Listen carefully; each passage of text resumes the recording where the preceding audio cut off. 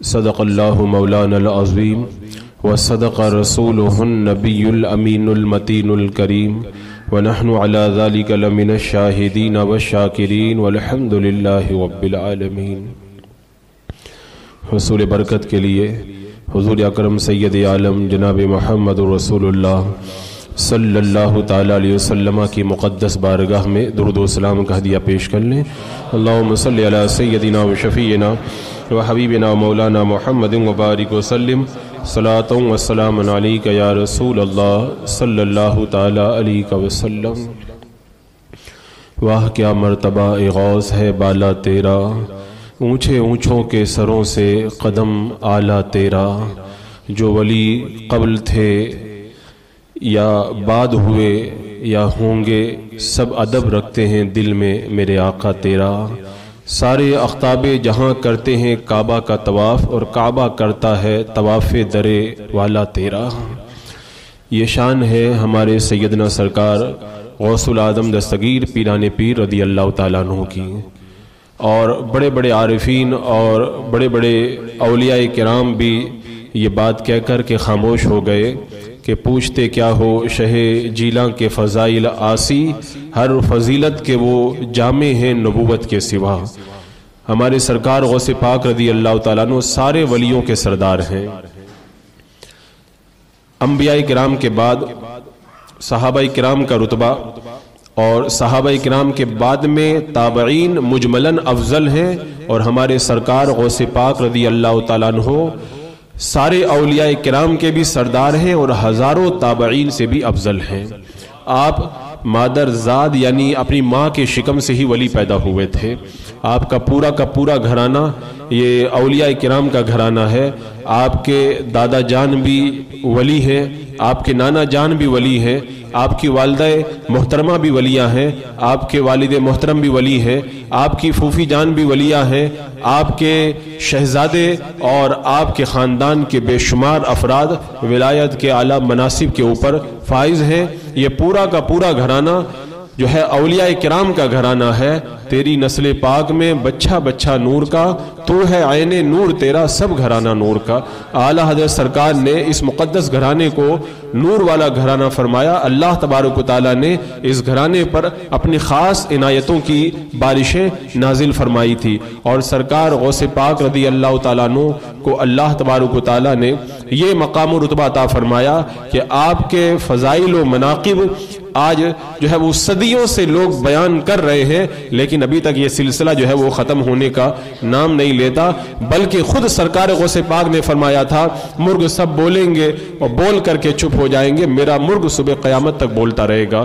اور علماء کرام نے یہ فیصلہ فرمایا کہ سرکار غوث پاک رضی اللہ تعالیٰ عنہ 5ویں صدی کے اندر پیدا ہوئے، اس وقت سے لے کر کے امام مہدی رضی اللہ تعالیٰ عنہ کے زمانے تک غوث اعظم کا رتبہ آپ ہی کے پاس میں رہے گا، اور جب امام مہدی تشریف لائیں گے تو مقام غوثیت کبریٰ کے اوپر وہ فائز ہوں گے۔ اسی لیے حضرت شیخ شہاب الدین سہروردی رحمۃ اللہ تعالیٰ علیہ نے فرمایا تھا کہ میں نے غوث پاک رضی اللہ تعالیٰ عنہ کے مدرسے کے اندر جب غوث پاک تقریر فرما رہے تھے، خود آپ کی زبان سے میں نے یہ بات سنی ہے، آپ فرما رہے تھے کہ ہر ولی کسی نہ کسی نبی کے قدم بقدم ہوا کرتا ہے، کسی کو ولایت موسوی سے حصہ ملتا ہے، کسی کو ولایت عیسوی سے حصہ ملتا ہے، اور کوئی اور ولی کسی اور نبی کی ولایت سے حصہ پاتا ہے۔ اللہ تبارک و تعالیٰ نے مجھے نبی آخر الزماں کی ولایت سے حصہ نصیب فرمایا ہے۔ جہاں جہاں میرے آقا صلی اللہ تعالیٰ علیہ وسلم نے قدم ناز رکھا، میں نے بھی وہاں پہ قدم رکھا، سوائے نبوت کے، اس لیے کہ نبوت کا دروازہ بند ہو گیا ہے اور وہاں تک کسی کے لیے کوئی راہ نہیں رہ جاتی ہے۔ اور امام یافعی رحمۃ اللہ تعالیٰ علیہ نے تو یہاں پہ قلم توڑ دیا، فرماتے ہیں کہ اگر ساری کائنات کے جتنے بھی باغات ہیں، سارے باغات کے اندر جتنے پھول ہیں، ان پھول کی جتنی پتیاں ہیں، ساری پتیوں کو کاغذ بنا دو، اور ان کی جو ہے وہ شاخیں ہیں ان تمام کو قلم بنا دو، اور پھر غوث پاک کے جو ہے مقامات اور آپ کے فضائل و کمالات ہیں ان کو لکھو، سارے پھول اور پتیاں ختم ہو جائیں گی، غوث پاک رضی اللہ تعالیٰ عنہ کے کمالات ختم نہیں ہوں گے۔ اللہ تبارک و تعالیٰ نے سرکار غوث پاک کو یہ رتبہ عطا فرمایا۔ اسی لیے فرمایا آپ نے کہ پیر جو ہے وہ ملائکہ کے بھی ہوتے ہیں، جناتوں کے کے بھی پیر ہوتے ہیں، انسانوں کے بھی پیر ہوتے ہیں، اور میں سارے پیروں کا پیر ہوں۔ میں اللہ تبارک و تعالیٰ نے آپ کو پیران پیر بنایا ہے، سارے پیروں سے بھی زیادہ عظیم اور مقام رتبہ اللہ تبارک و تعالیٰ نے سرکار غوث پاک رضی اللہ تعالیٰ عنہ کو عطا فرمایا۔ حضرت شیخ عبدالحق محدث دہلوی رحمۃ اللہ تعالیٰ علیہ بیان فرماتے ہیں کہ ظاہری اعمال اور باطنی اعتقاد ان دونوں کو ملا دو تو دین بنتا ہے، اور اس دین کی حفاظت کی ذمہ داری اللہ کا نبی کیا کرتا ہے۔ لیکن جب نبوت کا دروازہ بند ہو گیا تو اسی دین کی حفاظت کے لیے اللہ تبارک و تعالیٰ اپنے محبوب کی امت میں سے ہر صدی کے اندر ایک ایسے بندے کو پیدا فرماتا ہے جو اس صدی کا مجدد ہوتا ہے اور دین کی حفاظت کی ذمہ داری وہ انجام دیا کرتا ہے۔ سرکار غوث پاک رضی اللہ تعالیٰ عنہ اپنے زمانے کے مجدد دین بھی تھے، مجدد دین و ملت بھی اپنے زمانے کے آپ تھے، جیسا کہ خود آپ نے اپنی زبان سے بیان فرمایا۔ میں سفر سے واپس آ رہا تھا، بغداد کے راستے سے جب میں گزر کر کے بغداد میں داخل ہونے لگا، میں نے ایک کمزور ناتواں نحیف و نزار شخص کو پڑا ہوا دیکھا۔ اس نے مجھے آواز دے کر کے قریب بلایا کہ عبد القادر مجھے سہارا دو، مجھے اٹھا دو۔ بولے جب میں قریب گیا میں نے اس کو سہارا دیا تو وہ کھڑا ہو گیا اٹھ کر کے، اس کے چہرے پہ تر و تازگی رونق آ گئی۔ میں نے کہا کہ یہ کیا ماجرا ہے؟ تو انہوں نے کہا کہ میں تمہارے نانا جان کا دین ہوں، میں کمزور ہو رہا تھا، اللہ تبارک و تعالیٰ نے تمہاری وجہ سے میری بنیادوں کو مضبوط فرما دیا ہے۔ اور آپ نے فرمایا کہ میں سرکار غوث پاک رضی اللہ تعالیٰ عنہ جب داخل ہوئے بغداد کے اندر تو آپ محی الدین یعنی دین کو زندہ کرنے والے، اس سے پہلے کسی کا لقب محی الدین نہیں رکھا گیا، لیکن جب آپ بغداد میں داخل ہوئے جامع مسجد کی طرف بڑھے، جو بھی دیکھتا تو کہتا یا سیدی محی الدین السلام علیکم، سب محی الدین کہہ کر کے آپ کو سلام کرنے لگے۔ اور سرکار غوث پاک رضی اللہ تعالیٰ عنہ کا یہ وہ مقام ہے جو مقام مجددیت ہے، اپنی صدی کے آپ مجدد ہیں۔ اس لیے آپ خود فرماتے ہیں کہ بغداد کے فتنوں سے جب میں تنگ آ گیا، کیونکہ آپ کا دور بڑے فتنوں کا دور تھا، وہ فتنوں کا پورا اگر نقشہ میں آپ کے سامنے رکھوں تو اس دور کی پوری تاریخ اور ہسٹری کو سمجھنا ہوگا، وہ ایک الگ لمبی چوڑی داستان ہے۔ آپ کے دور میں جب فتنے بڑھ گئے تو آپ نے ارادہ کیا میں بغداد چھوڑ کر کے باہر نکل جاؤں، جنگلوں میں جا کر کے اللہ کی عبادت کروں، تقوی و طاعت اور پرہیزگاری کے اندر زندگی بسر کروں، جیسا کہ آپ پہلے ہی سے اللہ کی عبادت کے اندر جنگلوں میں رہ کر کے عبادت کر چکے تھے۔ خود آپ نے بیان فرمایا کہ 25 سال تک میں نے بغداد کے جنگلوں کے اندر رہ کر کے عبادت کی، اور اس وقت جب آپ بغداد کے جنگلوں میں رہتے تھے تو عبادت و ریاضت کے اندر آپ پر عجیب دیوانگی طاری رہتی تھی، لوگ آپ کو عبد القادر دیوانہ کہا کرتے تھے۔ اللہ کی محبت کے اندر آپ ہر وقت دیوانگی کے عالم میں رہا کرتے تھے۔ 25 سال تک بغداد کے جنگلوں میں رہ کر کے آپ نے عبادت کی، 12 سال تک برج عجمی کے اندر بیٹھ کر کے آپ نے عبادت و ریاضت کی، اور 40 سال تک عشاء کے وضو سے فجر کی نماز ادا کی، اور 15 سال تک نماز کے اندر روزانہ پورا قرآن مقدس ختم فرمایا۔ اور عالم یہ تھا کئی دن تک اللہ کی عبادت میں مشغول رہتے، کھانے پینے کے قریب بھی نہ جاتے۔ خود فرماتے ہیں 40 دن جب گزر جاتے میں کھانے کے قریب بھی نہیں جایا کرتا تھا، تو مجھ سے کہا جاتا تھا عبد القادر قسم تمہیں حق کی، تم یہ کھا لو، عبد القادر تمہیں حق کی قسم ہے تم یہ پی لو۔ ایک بار خود فرماتے ہیں میں نے یہ جو ہے وہ وعدہ کر لیا کہ میں اس وقت تک نہیں کھاؤں گا جب تک مجھے کھلایا نہیں جائے گا، اس وقت تک نہیں پیوں گا جب تک مجھے پلایا نہ جائے گا۔ اور اسی عالم کے اندر لمبا عرصہ گزر گیا، 40 دن یا ایک روایت کے مطابق سال بھر کا عرصہ گزر گیا۔ تو اس کے بعد میں جب میرا نفس بھوک چلانے لگا، حضرت ابو سعید مخزومی رحمت اللہ تعالی علیہ میرے پاس سے گزرے اور فرمایا عبد القادر میرے گھر پہ آؤ، میرے گھر پہ تمہاری دعوت ہے۔ حضرت ابو سعید مخزومی رحمت اللہ تعالی علیہ دعوت دے کر کے چلے گئے۔ سرکار غوث پاک نے یاد کیا میرا وعدہ یہ ہے جب تک کوئی مجھے نہیں کھلائے گا نہیں پلائے گا اس وقت تک میں کھاؤں گا پیوں گا نہیں اور یہاں سے اٹھوں گا نہیں۔ وہ تو دعوت دے کر کے چلے گئے ہیں، میرا جانا یہ قسم کو توڑنا ہوگا۔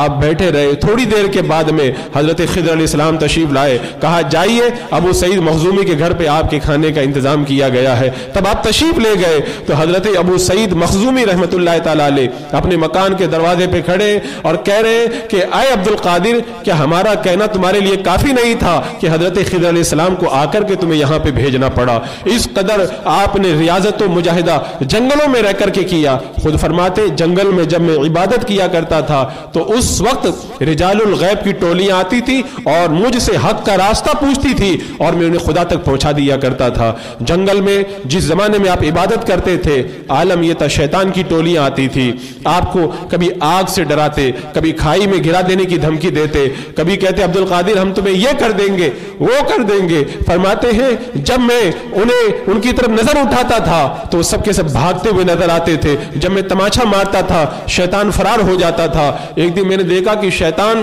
جو ہے وہ ٹیلے پر بیٹھا ہوا ہے اور بیٹھ کر کے ماتم کر رہا ہے. میں نے پوچھا کیا بات ہوئی؟ کہ عبد القادر تم نے مجھے تھکا دیا ہے, تم میرے قابو میں نہیں آتے. تو سرکار غوث پاک نے فرمایا تم مجھ سے دور ہو جا, میں تیرے فریب کا شکار ہونے والا نہیں ہوں. اللہ کے رسول صلی اللہ تعالی علیہ وسلم نے اپنے لاڈلے سرکار غوث پاک کو اپنی خاص کفالت کے اندر لے کر کے رکھا تھا. شیطان کی مجال نہیں تھی کہ آپ تک وہ بار پا سکے. عزیزان مکرم, جس زمانے کے اندر سرکار غوث پاک جنگلوں میں عبادت کیا کرتے تھے تو آپ نے بغداد میں جب رشد و ہدایت کا کام شروع کیا فرماتے میرے دل کے اندر یہ ارادہ پیدا ہوا ان فتنوں سے بچنے کے لیے میں جنگل میں چلا جاؤں اور وہیں پر بیٹھ کر کے اللہ کی عبادت کروں. یہی جب ارادہ دل میں پیدا ہوا قرآن مقدس آپ نے ہاتھ میں لیا اور بغداد چھوڑ کر کے آپ جانے لگ گئے. جب بغداد چھوڑ کر کے جانے کے لیے آپ نکلے اور بغداد کے دروازے باب حلبہ کے پاس پہنچے تو آپ گر پڑے. غائب سے آواز آئی عبد القادر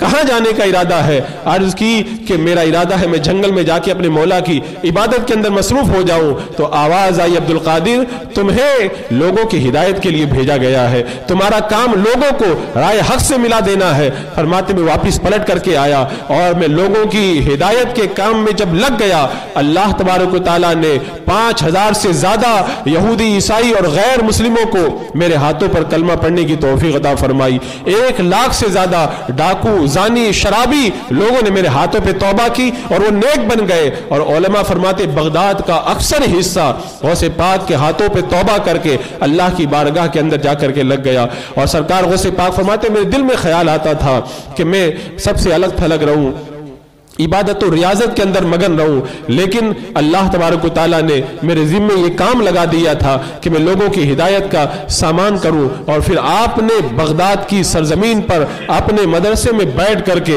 جو رشد و ہدایت کا کام انجام دیا.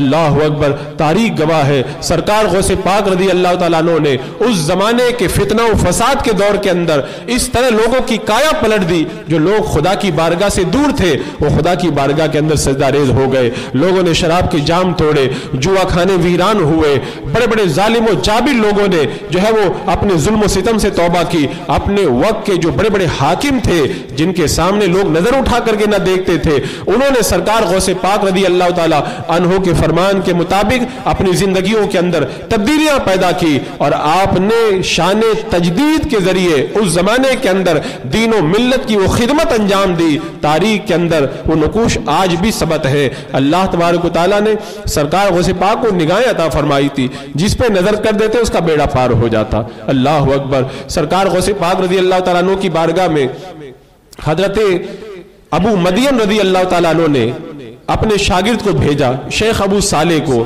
کہ جاؤ اور سرکار غوث پاک کی بارگاہ میں جا کر کے تم فقر و فاقہ کی زندگی گزارو اور فقر کا منصب حاصل کرو. اب یہ آئے سرکار غوث پاک رضی اللہ تعالیٰ عنہ نے شیخ ابو صالح کو الگ تنہائی میں بٹھا دیا کہ اندر بیٹھ کر کے تم اللہ کی عبادت کرو. 40 کے 3 چلے کروائے. جب 120 دن مکمل ہو گئے تو سرکار غوث پاک رضی اللہ تعالیٰ عنہ نے شیخ ابو صالح کو بلایا, کہا دائیں طرف دیکھو تمہیں کیا نظر آتا ہے؟ کہا حضور مجھے دائیں طرف جو ہے وہ خانہ کعبہ نظر آتا ہے. فرمایا بائیں طرف دیکھو کیا نظر آتا ہے؟ کہا حضور میرے پیر و مرشد حضرت شیخ ابو مدین جو ہے مجھے نظر آ رہے ہیں. فرمایا کہ تم بتاؤ کدھر جانا چاہتے ہو, خانہ کعبہ کی طرف جانا چاہتے ہو یا اپنے پیر و مرشد کے پاس جانا چاہتے ہو؟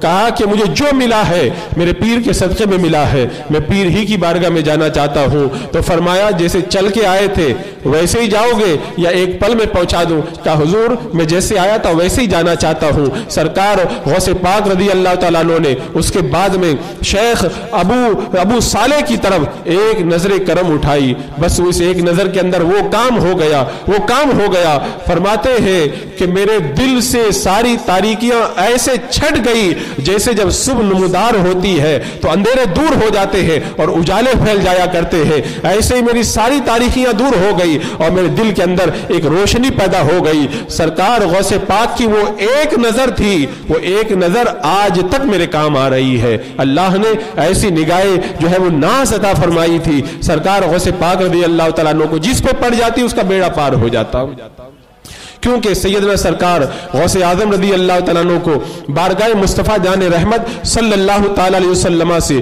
یہ حصہ ملا تھا کہ اپنے خاص جو ہے وہ کرم سے اللہ کے رسول علیہ السلام نے اپنے اس لاڈلے کو نوازا تھا، اور جیسا کہ آپ نے خود فرمایا کل ولی لہ قدم وانی علی قدم النبی بدر الکمالی، ہر ولی کا ایک قدم ہوتا ہے، وہ کسی کے نقش قدم پہ ہوتا ہے، اور میں تو مصطفیٰ جان رحمت صلی اللہ تعالی علیہ وسلم کے قدم بقدم ہوں سوائے نبوت کے۔ اور پھر اسی قدم نبوت کا جو ہے وہ یہ کمال تھا کہ جس طرح میرے آقا صلی اللہ تعالی علیہ وسلم کا یہ حال تھا کہ اڑ گئی جس طرف دم میں دم آ گیا، اس نگاہ عنایت پہ لاکھوں سلام۔ اللہ نے جو نگاہت اپنے حبیب کو عطا فرمائی تھی، اپنے محبوب کے صدقے میں اس محبوب کے لاڈلے کو بھی یہ نگاہ عطا فرمائی تھی، اور دیکھیں اس نگاہ کا کمال کیسا کمال ہے۔ ایک بزرگ ہے حضرت غالباً ابو الخیر رحمۃ اللہ تعالی علیہ، وہ سرکار غوث پاک رضی اللہ تعالیٰ عنہ کی بارگاہ میں ہے، فرماتے ہم 12 لوگ تھے، سرکار غوث پاک کی جو ہے وہ نگاہ کرم جوش میں آ گئی، فرمایا تمہیں جو چاہیے وہ مانگ لو۔ آج جب یہ کہا جاتا ہے تو وہابی دیابنا ان کو بڑی تکلیف ہوتی ہے کہ تم اللہ کا در چھوڑ کے اللہ کے علاوہ جو غیر اللہ ہے ان سے کیوں مانگتے ہو ان سے ہم یہی کہتے ہیں ہم غیر اللہ سے نہیں مانگتے، ہم اہل اللہ سے مانگتے ہیں۔ اللہ کے ولی یہ غیر اللہ نہیں ہے بلکہ اہل اللہ ہے، یہ اللہ والے ہیں، اور اللہ عطا کرتا ہے، اور اللہ تعالیٰ اپنے محبوبین کو بھی یہ قوت عطا فرمایا ہے کہ اللہ دیتا ہے تو اللہ والے اللہ کے فضل سے ہمیں بھی عطا کیا کرتے ہیں۔ تو ہم ان اللہ والوں کو اللہ کا بندہ ہی مانتے ہیں، لیکن اللہ کا خاص کرم ہے ان پر، تو یہ اللہ کی بارگاہ سے لے کر کے ہمیں عطا کرتے ہیں۔ تو سرکار غوث پاک کی نگاہ رحمت جوش میں آئی، فرمایا کیا مانگتے ہو مانگو۔ حضور اکرم صلی اللہ تعالی علیہ وسلم نے حضرت ربیہ سے فرمایا تھا اے ربیہ تم کیا مانگتے ہو مانگو۔ انہوں نے کہا تھا یا رسول اللہ جنت میں آپ کا ساتھ مل جائے اور مجھے کچھ نہیں چاہیے۔ تو وہی قدم بقدم چل رہے ہیں سرکار غوث پاک، میرے آقا کی بارگاہ سے عنایت ہوئی، اور جب مانگا 9 لوگوں نے دنیا مانگی اور 3 لوگوں نے آخرت کی دولت مانگی۔ حضرت ابو الخیر نے بتایا کس نے کیا کیا مانگا تھا، پورا تفصیل سے آپ نے بتایا، میں نے سب کو دیکھا، جو مانگا تھا غوث پاک نے وہ عطا کیا، اور بعد میں سب کو ان کا مانگا ہوا سب مل گیا۔ میں نے کیا مانگا تھا وہ بتاتے ہیں، میں نے یہ مانگا تھا کہ حضور مجھے معرفت کا ایسا خزانہ مل جائے کہ میرے دل کے اندر صحیح اور غلط جو پیدا ہوتا ہے مجھے پتہ چل جائے، یہ جو خیال آیا ہے یہ گمراہی کا خیال ہے، یہ جو خیال آیا ہے یہ ہدایت کا خیال ہے، میرے دل کے اندر جو واردات پیدا ہوئی ہیں یہ رب کی طرف سے ہے یا شیطان کی طرف سے ہے، اس کا مجھے پتہ چل جائے، میرے دل پہ جو خطرات آتے ہیں یہ صحیح ہے یا غلط ہے اس کا پتہ چل جائے۔ یہ بڑا مشکل کام ہے، انسان کے دل کے اندر اللہ کی طرف سے بھی بہت ساری چیزیں آتی ہے اور شیطان کے بہت سارے وسوسے بھی آتے ہیں، ان کے درمیان فرق کر لینا یہ کسی عام بندے کے بس کی بات نہیں ہے۔ فرماتے میں ہمیشہ پریشان رہتا تھا، اب سرکار غوث پاک کی نگاہ کرم اٹھی، آپ نے میرے دل پہ نظر کی تو بخدا میں کہتا ہوں اس ایک نظر کا یہ کمال ہوا، اس دن سے لے کر کے آج تک میرے دل کے اندر جو بھی خیال آتا ہے مجھے پتا چل جاتا ہے یہ خدا کی طرف سے ہے یا شیطان کی طرف سے ہے، یہ حق ہے یا باطل ہے، یہ صحیح ہے یا غلط ہے، وہ ایک نگاہ آج تک کام کر رہی ہے۔ اڑ گئی جس طرف دم میں دم آ گیا، اس نگاہ عنایت پہ لاکھوں سلام۔ سرکار غوث پاک کی نگاہ عنایت کا تو عالم یہ تھا، آپ اپنے منبر پہ جلوہ افروز ہیں، ہر دور کے علماء کا طریقہ رہتا ہے وہ اللہ والوں کو جھانچا کرتے ہیں۔ بڑے بڑے بغداد کے اپنے زمانے کے مفتیان کرام 100 کی تعداد کے اندر سرکار غوث پاک کی بارگاہ میں پہنچ گئے اور بڑا مشکل ایک فتویٰ اپنے دل میں انہوں نے چھپا لیا۔ غوث پاک سے پوچھیں گے یہ سوال، دیکھو وہ جواب دے پاتے ہیں کہ نہیں دے پاتے ہیں۔ جا کر کے 100 مفتیان کرام کا پورا ہجوم بارگاہ غوثیت میں بیٹھ گیا۔ سرکار غوث پاک رضی اللہ تعالیٰ عنہ خطاب فرما رہے ہیں، وہ خطاب بھی کیا خطاب ہوتا تھا، اس خطاب کے اندر انسان ہوتے تھے، انسانوں سے زیادہ جنات موجود ہوا کرتے تھے، اور نہ جانے کتنی غیبی مخلوق اور اولیاء کرام کی تعداد ہوتی تھی اس کا کوئی اندازہ نہیں ہے. اور جب آپ کا خطاب ہوتا تھا ہر تقریر کے بعد میں نہ جانے کتنے جنازے اٹھے کرتے تھے. یعنی آپ کا خطاب سن کے لوگ اللہ کے خوف سے اپنی جان دے دیا کرتے تھے. اللہ نے وہ تاثیر آپ کے کلام میں عطا فرمائی تھی. مفتیان کرام کا پورا مجمع جا کر کے بیٹھ گیا سرکار غوث پاک کی بارگاہ میں امتحان لینے کے لیے. یہاں پہ امتحان لینے آئے ہیں جو دل کی باتوں کو بھی جانتے ہیں. سرکار اعلیٰ حضرت نے فرمایا تھا بندہ مجبور ہے خاطر پہ ہے قبضہ تیرا. اے میرے سرکار غوث پاک ہم کیا ہے بس یہ ہمارے دل تو آپ کے قبضے میں ہے, آپ جدھر چاہو ان کو پھیر سکتے ہو. سرکار غوث پاک نے دل پہ ایسا تصرف کیا آپ کے سینے سے ایک نور نکلا. جتنے مفتیان کرام تھے سب کے سینوں سے ہو کر کے گزرا. جو یاد تھا سب بھول گئے, سب نے اپنے کپڑے پھاڑے اور بے تحاشا دوڑ کر کے سرکار غوث پاک کے قدموں میں گر گئے. سرکار غوث پاک نے ایک ایک کو اٹھایا سینے سے لگایا اور لگا کر کے فرمایا تیرا یہ سوال تھا اور اس کا جواب یہ ہے. ہر ایک کو اٹھایا تیرا یہ سوال تھا اور اس کا جواب یہ ہے. ہر ایک کو ان کا سوال بھی بتایا اور سوال کا جواب بھی بتایا. بعد میں مفتیان کرام سے پوچھا گیا تم کو کیا ہو گیا تھا؟ کہا ہم بیٹھے ہوئے تھے پتہ نہیں کیا ہوا. غوث پاک کی نظر پڑی جتنا علم تھا سب سینے سے ختم ہو گیا. اور جب غوث پاک نے اٹھا کر کے سینے سے لگایا تو ہم کو اپنا سوال بھی یاد نہیں تھا. جب غوث پاک نے سینے سے لگایا تو جتنا بھول چکے تھے پھر ہمارے دل کے اندر آ گیا. یہ اللہ نے وہ نظر کرم سرکار غوث پاک رضی اللہ تعالیٰ عنہ کو عطا فرمائی تھی اور دلوں پہ تو قبضہ ایسا تھا. آج ہم سرکار غوث پاک رضی اللہ تعالیٰ عنہ کے جو ہے وہ سلسلہ غلامی میں داخل ہے. ہم اس پر ناز کرتے ہیں, یہ ہمارا کمال نہیں ہے, یہ سرکار غوث پاک کا کرم ہے کہ انہوں نے ہمیں اپنا مرید بنا لیا.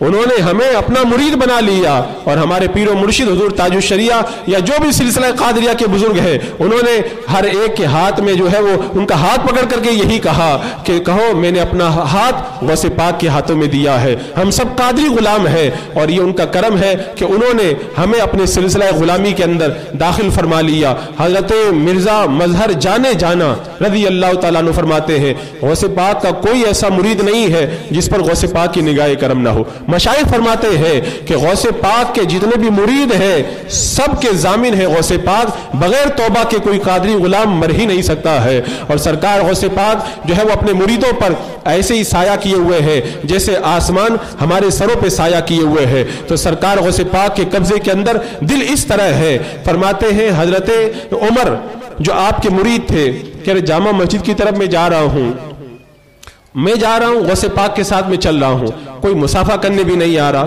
کوئی سلام بھی نہیں کر رہا. میں سوچ رہا تھا کہ ہمیشہ لوگوں کا ہجوم رہتا ہے اور جو ہے وہ لوگ دوڑے دوڑے چلے آتے ہیں, آج تو نہ کوئی سلام کر رہا ہے نہ کوئی مسافہ کر رہا ہے. کہتے ہیں میرے دل میں بس اتنا خیال آیا تھا تبھی ہجوم امڑ آیا. مسافہ دعا سلام کے اندر عالم یہ ہوا کہ چاروں طرف سے غوث پاک مجمع کے اندر گھر گئے پوری طریقے سے آپ, اور میں بالکل پیچھے رہ گیا. میرے دل میں نے سوچا کتنا اچھا تھا پہلے کہ میں ساتھ میں چل رہا تھا, اب تو بڑا دور ہو گیا. غوث پاک ادھر میرے دل میں خیال آیا, غوث پاک نے پیچھے مڑ کر کے دیکھا تم یہی تو چاہتے تھے کہ کوئی ملنے کیوں نہیں آ رہا. اور پھر فرمایا لوگوں کے دل میرے قبضے میں ہے, جب میں چاہتا ہوں انہیں اپنی طرف مائل کر لیتا ہوں اور جب چاہتا ہوں اپنے آپ سے ان کے دلوں کو پھیر دیا کرتا ہوں. اللہ تبارک و تعالیٰ نے سرکار غوث پاک کو یہ نگاہ کرم عطا فرمائی تھی اور ہر دور کے اندر آپ کے جو نائبین ہیں اللہ تبارک و تعالیٰ نے ان کو بھی یہ طاقت عطا فرمائی ہے. اللہ اکبر. یہ تھا سرکار غوث پاک رضی اللہ تعالیٰ عنہ کا کمال. ایک بات, سرکار غوث اعظم رضی اللہ تعالیٰ عنہ کی بارگاہ میں آپ کے ایک مرید حاضر تھے, حضرت شیخ شہاب الدین سہروردی رحمت اللہ تعالیٰ علیہ کے چچا حضرت شیخ شہاب الدین کو لے کر کے غوث پاک کی بارگاہ میں پہنچ گئے. کہا یہ میرا بھتیجا ہے, علم کلام پڑھتا ہے, ہر وقت اسی میں لگا رہتا ہے, اس کو کچھ ایسا کر دو کہ علم کلام چھوڑ دے. سرکار غوث پاک رضی اللہ تعالیٰ عنہ نے پوچھا علم کلام کی کون کون سی کتابیں پڑھی ہوں؟ کہا حضور یہ پڑھی ہے, یہ پڑھی ہے, یہ پڑھی ہے. آپ نے وہ سینے پہ ہاتھ مارا اور فرمایا بتاؤ کیا کیا پڑھا؟ کہا حضور جو پڑھا تھا سب بھول گیا ہوں. اس کے بعد میں سرکار غوث پاک نے نگاہ کرم فرمائی, فرماتے میرا سینہ معرفت کا خزانہ بن گیا. اور اس کے بعد میں سرکار غوث پاک رضی اللہ تعالیٰ عنہ نے ارشاد فرمایا اب عراق کے اندر تمہارے بعد میں کسی اور کا توتی نہیں بولے گا. پھر شیخ شہاب الدین سہروردی رحمت اللہ تعالیٰ والے جن کا سلسلہ سہروردیہ آگے بڑھا اور عراق کے اندر ان کے نام کا ڈنکا بجنے لگا. وہ سرکار غوث پاک خود تو غوث ہے ہی, اور یا غوث کہتے کہتے لوگ غوث بن جاتے ہیں. کتنے ایسے ہیں جنہوں نے سرکار غوث پاک سے لو لگائی, ان کا بیڑا پار ہو گیا. اور ایسا نہیں ہے کہ وہ نگاہ کرم سے اسی زمانے میں تھی, وہ نگاہ کرم آج بھی کام کر رہی ہے. ہر دور میں وہ نگاہ کرم کام کرتی ہوئی نظر آتی ہے. جیسا کہ سرکار غوث پاک رضی اللہ تعالیٰ عنہ سے جب پوچھا گیا مریدین کے حوالے سے, فرمایا قیامت تک جو بھی اپنے آپ کو میرا مرید کہتا ہے وہ میرا مرید ہے اور میرے غلاموں میں داخل ہے. مجھے ایک دفتر دیا گیا جس میں تا حد نظر میرے سارے غلاموں کے نام لکھے ہوئے ہیں, اور مجھ سے کہا گیا عبد القادر ان سارے مریدوں کو میں نے تمہارے صدقے کے اندر معاف کر دیا ہے اور ان سب کو میں نے جنت عطا فرما دی ہے. سرکار غوث پاک رضی اللہ تعالیٰ عنہ ایسے عظیم اور اعلیٰ منصب پر فائز تھے. عام بندوں کی کیا بات کریں, جو اولیاء کرام ہیں وہ بھی سرکار غوث پاک رضی اللہ تعالیٰ عنہ کے طلبوں سے اپنے جو ہے وہ ماتھے کو ملتے ہوئے نظر آتے ہیں. انہیں پتا ہے کہ اسی طلبوں سے کتنے لوگوں کو ولایت مل جاتی ہے, اور کوئی ولی اس وقت تک ولی بن ہی نہیں سکتا ہے جب تک سرکار غوث پاک اس کے ولی بننے کے اوپر مہر نہ لگا دے. جو بارگاہ غوثیت سے جدا ہوگا وہ در بدر بھٹکتا رہے گا, اسے کہیں سے کچھ نہیں ملے گا. جو بھی ملا ہے وہ رب کی بارگاہ سے ملا ہے, اور اللہ نے جو بھی عطا کیا ہے اپنا وہ اپنے حبیب کے ذریعے عطا کیا ہے. اور اللہ کے رسول صلی اللہ تعالی علیہ وسلم کا جو بھی خزانہ کرم آج جو بٹ رہا ہے وہ بارگاہ غوث اعظم سے بٹ رہا ہے. اور جو بھی بارگاہ خدا تک پہنچنا چاہے تو بارگاہ مصطفیٰ تک جانا ہوگا, اور جو بارگاہ مصطفیٰ تک جانا چاہے اسے غوث اعظم کا دامن تو تھامنا ہی ہوگا. اس در کو چھوڑ کر کے کوئی کچھ نہیں پا سکتا. اسی لیے سرکار اعلیٰ حضرت نے فرمایا تھا, تجھ سے در, در سے سگ, اور سگ سے ہے مجھ کو نسبت. میری گردن میں بھی ہے دور کا ڈورا تیرا, اس نشانی کے جو سگ ہے نہیں مارے جاتے, حشر تک رہے میرے گلے میں پٹا تیرا. عزیزان مکرم, اللہ کا شکر ہے اللہ تبارک و تعالیٰ نے ہمیں قادری غلام بنایا, اور ہم یہی دعا کرتے ہیں اللہ قادری کر, قادری رکھ, قادریوں میں اٹھا, قدر عبد القادر قدرت نما کے واسطے. انشاءاللہ آنے